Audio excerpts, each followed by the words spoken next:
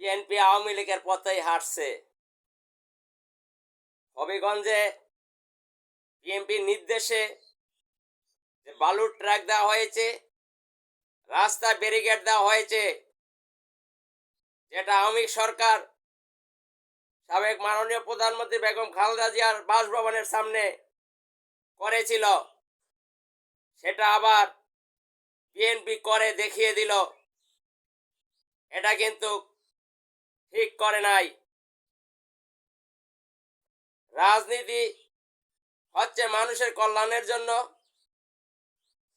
মানুষের মঙ্গলের জন্য, দেশের ভালোর জন্য।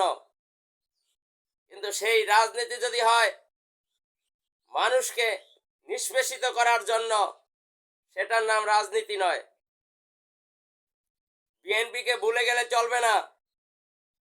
মাননীয় প্রধানমন্ত্রী জনাব তারেক রহমানকে আওয়ামী সরকার বিগত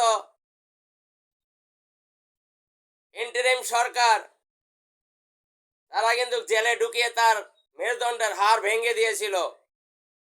সেটা মনে রেখেই কিন্তু রাজনীতি করতে হবে।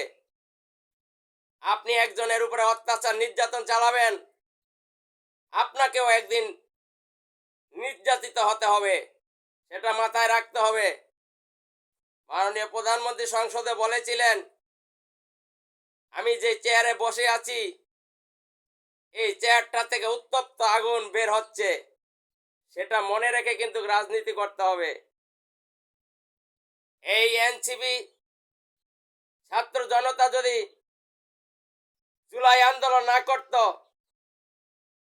আজও এই বাংলাদেশে ফ্যাসিস্ট আওয়ামী সরকার তারা দেশ পরিচালনা করত। 14 বছর আন্দোলন সংগ্রাম করে এই বিএনপি কিছুই করতে পারেন নাই। তারা চেষ্টা করেছেন কিন্তু তারা সফল হতে পারেন নাই। কিন্তু ছাত্র জনতা 31 দিনে তারা আন্দোলন সফল করে বিশ্বকে দেখিয়ে দিয়েছেন। কথায় আছে, যার উসিলায় মিষ্টি খাইলা মোল্লা চিনলা না তোমরা। আজকে এনসিপির উসিলায় এদেশে শান্তি এসছে, সরকারের পরিবর্তন হয়েছে। আজকে সেই এনসিপির সাথে বৈষম্যমূলক আচরণ, এর ফল কিন্তু একদিন দেখতে হবে। এর জন্য খেসারত দিতে হবে। আওয়ামী সরকার তাদেরকে অনেক ক্ষমতাবান মনে করেছিল। দুপুরে রান্না করেছিল খাবে, কিন্তু তারা জানে না যে সে খাবার তাদের ভাগ্যে ছিল না। 41-40 মিনিটের ভিতরে তাদেরকে গণভবন ছেড়ে হেলিকপ্টারে করে পালিয়ে যেতে হয়েছে ভারতে। তারা কিন্তু জানতো না 1 ঘন্টা আগেও কি হবে। তাই আমি এই বিএনপি সরকারকে বলবো, আপনারা রাজনীতি বুঝে শুনে করবেন, যাতে এই দেশে আর কোনো আন্দোলন সংগ্রাম গণ অভ্যুত্থান না করতে হয়।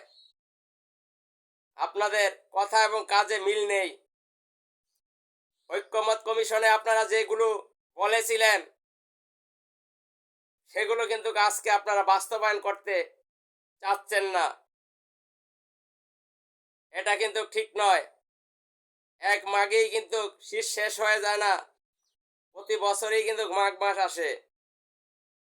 আবারও কিন্তু এই ঐক্যমতে বসতে হবে। তখন কিন্তু জনগণ আপনাদের এগুলো তুলে ধরবে। ক্ষমতা পেয়ে মনে করেছেন আজীবন ক্ষমতায় থাকবেন। ক্ষমতা কিন্তু চিরস্থায়ী নয়।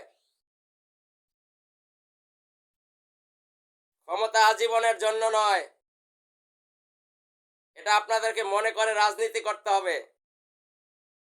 এটা মনে করে যদি রাজনীতি করতে পারেন, প্রতিহিংসা বাদ দিতে পারেন, দেশকে উন্নয়নের দিকে নিয়ে যেতে পারেন, তাহলে জনগণ আবার আপনাদেরকে ভোট দিয়ে নির্বাচিত করবে।